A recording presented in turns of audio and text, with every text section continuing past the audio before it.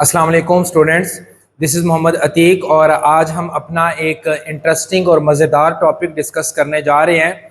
Electrolytic cell को discuss करते हुए हम बाद में जो इलेक्ट्रोलिटिक प्रोडक्ट होगी उसके ऊपर कौन कौन से फैक्टर असरअंदाज होते हैं उनको भी डेप्थ के अंदर देखेंगे। इंशाल्लाह बहुत मज़ा आने वाला है, तो रजिस्टर ले लें और अपने नोट्स जो हैं वो खुद प्रिपेयर करिए। स्टार्ट करते हैं जी बेटे। हमारे पास आता है इलेक्ट्रोलिटिक सेल। जब मैंने आपको स्पॉन्टेनियस और नॉन स्पॉन्टेनियस रिएक्शन का बताया था तो मैंने कहा था स्पॉन्टेनियस रिएक्शन ऐसे रिएक्शन होते हैं जो खुद ब खुद हो रहे होते हैं, जबकि नॉन स्पॉन्टेनियस रिएक्शन वो वाले रिएक्शन होते हैं जिनको करवाने के लिए इलेक्ट्रिसिटी यानी कि बिजली दी जाती है। और मैंने मिसाल दी थी मोटर की, और मैंने कहा था कि जब तक आप उसको बिजली देंगे वो पानी देती रहेगी, और जैसे ही आप उसकी बिजली की सप्लाई को डिस्कनेक्ट करेंगे वो पानी देना भी बंद कर देगी। सिमिलरली इलेक्ट्रोलिटिक सेल ऐसा सेल है जिसको जब तक आप बिजली फ्राहम करेंगे तब तक तो रिएक्शन होता रहेगा, वो कोई ना कोई आपको प्रोडक्ट देता रहेगा। जैसे ही आप बिजली देना उसको बंद करेंगे तो वो जो प्रोडक्ट बन रही थी उस प्रोडक्ट को भी देना बंद कर देगा। तो इस तरह के सेल को आप इलेक्ट्रोलिटिक सेल कहेंगे। अब अगर हम डेफिनेशन देखें तो जब आप बिजली देंगे तो इस सेल के अंदर कोई ना कोई केमिकल रिएक्शन होगा। तो हम यूं कह सकते हैं इलेक्ट्रोलिटिक सेल ऐसा सेल है जिसके अंदर आप बिजली फराहम करते हैं, इलेक्ट्रिसिटी फराहम करते हैं, बिजली देते हैं, तो बिजली के नतीजे के अंदर सेल के अंदर केमिकल रिएक्शन होता है। जब तक आप बिजली देते रहेंगे तब तक जो है केमिकल रिएक्शन होता रहेगा।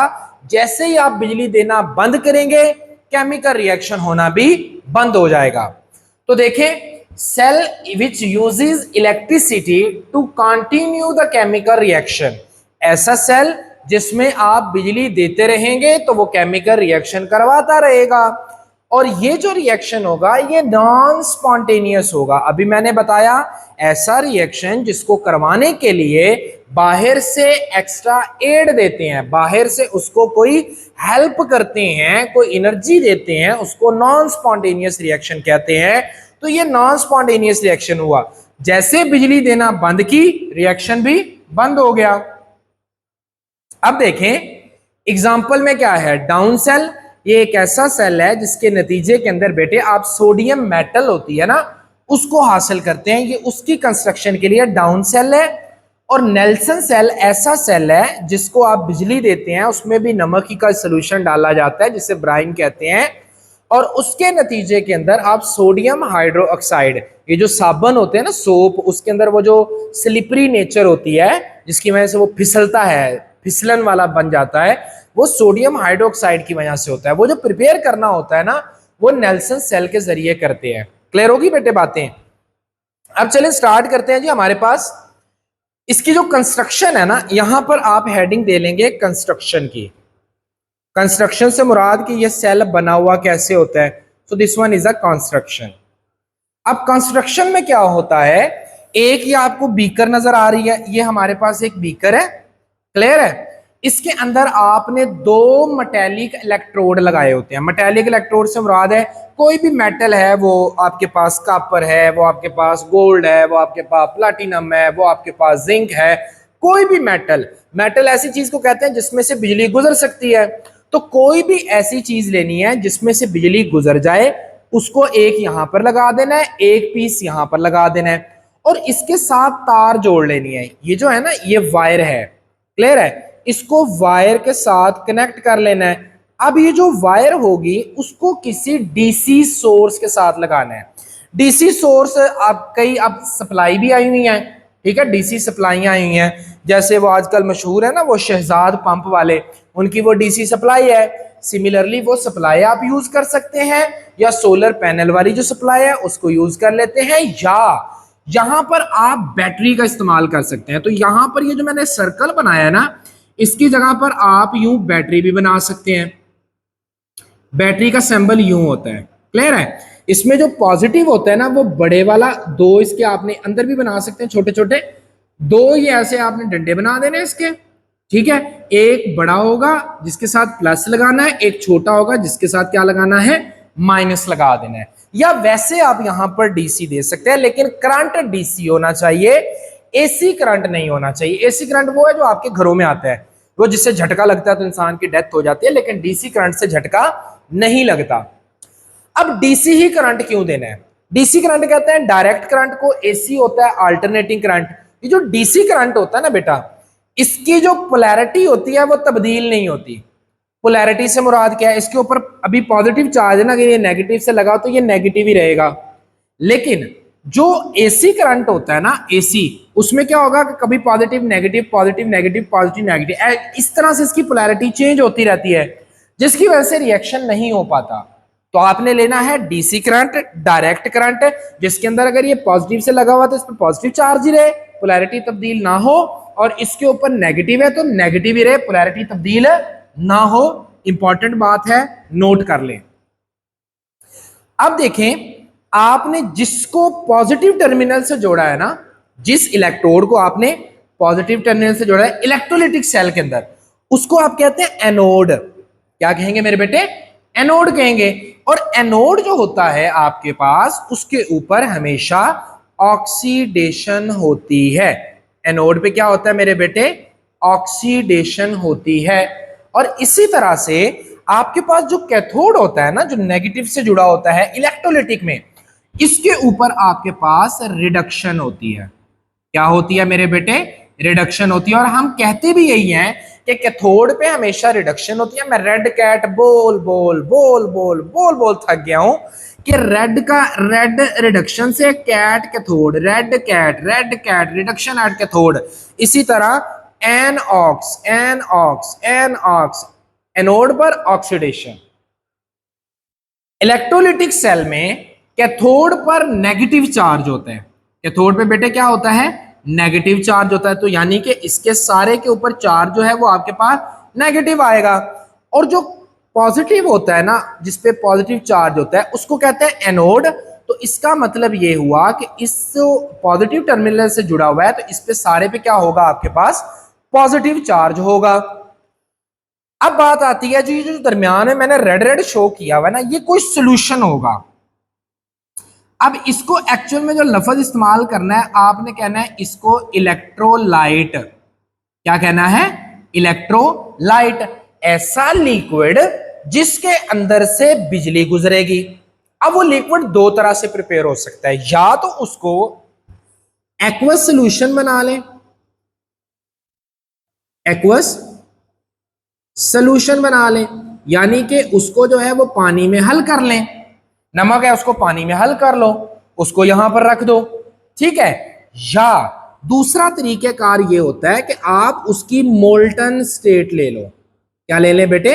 मोल्टन स्टेट, यानी कि NaCl जो होता है, नमक की अगर मैं बात करूं, NaCl है, इसको आप मेल्ट कर लें। तकरीबन 801 डिग्री पे ये मेल्ट हो जाएगा, 801 पे मेल्ट होगा, और Na टूट के क्या बना देगा?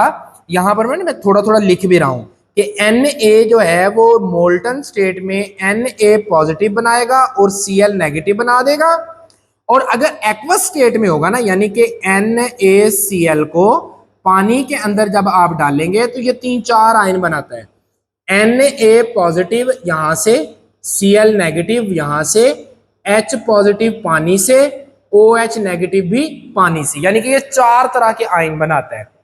यहां पर सिर्फ 2 तरह के होते हैं, लेकिन हम ज्यादातर इसको प्रेफर करते हैं, इसको जरा हम कम करते हैं। उसकी रीजन ये है कि 800 डिग्री सेंटीग्रेड पे ऑपरेट करना जरा मुश्किल है, तो इसको कम कर सकते हैं। हम कैल्शियम क्लोराइड को डाल दें, CaCl2 को, तो तकरीबन ये 600 डिग्री सेंटीग्रेड पे इसका मेल्टिंग पॉइंट आ जाता है। वो बाद की बातें हैं।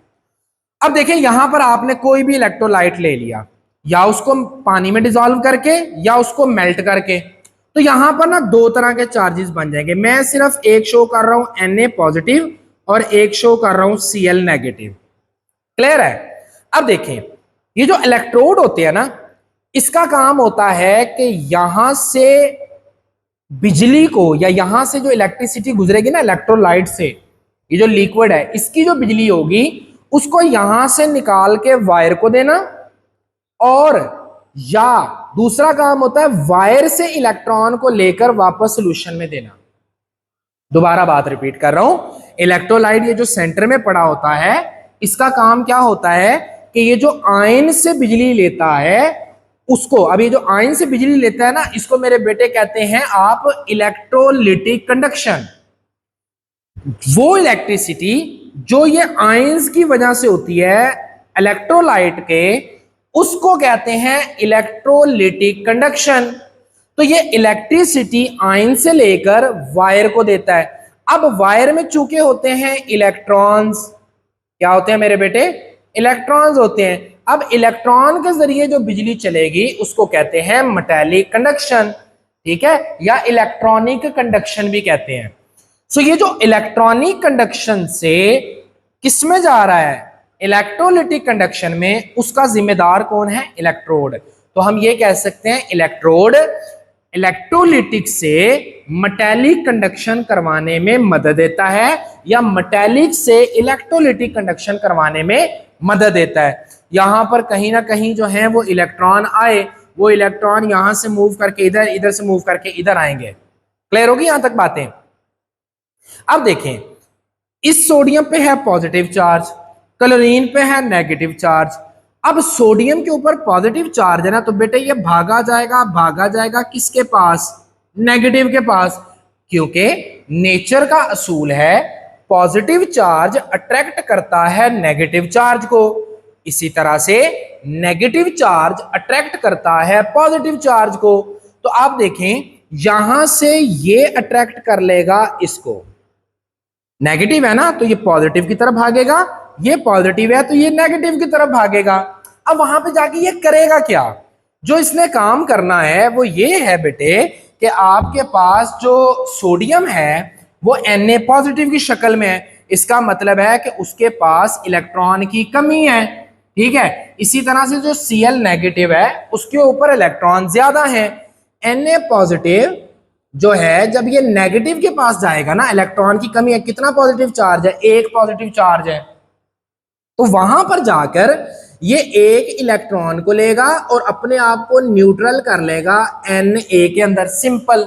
Na जीरो के अंदर जीरो ऑक्सीडेशन स्टेट पे चला जाएगा। पॉजिटिव को एक पॉजिटिव था, एक नेगेटिव दिया इलेक्ट्रॉन और खत्म हो गया। अब इसने इलेक्ट्रॉन को गेन किया ना, तो गेन करने को आप क्या कहते हैं, रिडक्शन। तो अब ये रिएक्शन एट रिडक्शन हुआ, कैथोड हुआ। Cl जो है वो नेगेटिव है, इसका मतलब है कि Cl के पास इलेक्ट्रॉन ज्यादा हैं, तो ये आपके पास मेरे बेटे Cl नेगेटिव आया, ये पॉजिटिव के पास जाता है, तो इसने इलेक्ट्रॉन देने हैं, तो देने हो तो इलेक्ट्रॉन एरो के बाद लिखते हैं, तो ये बना Cl0 प्लस 1 इलेक्ट्रॉन। तो इसने इलेक्ट्रॉन लूज किया, ये ऑक्सीडेशन हुई, और ऑक्सीडेशन कहां पर होगी मेरे बेटे, हमेशा एनोड के ऊपर होती है, तो ये आपके पास एनोड हो गया। बातें क्लियर हुई, समझ आ रही है, मजा आ रहा है। आगे चलते हैं। Electrolytic conduction, the conduction which is due to the movement of the ion of electrolyte is called electrolytic conduction. Metallic conduction, the conduction which is conduction of the electricity due to the mobile electron is called metallic conduction. Electrode is a piece of the metal which is responsible for change in the electrical metallic conduction into the electrolytic conduction. Yeah, electrode which are the responsible for intake and out word movement of electron is called electrode. बातें clear. अब electron दो तरह के हैं, cathode और anode.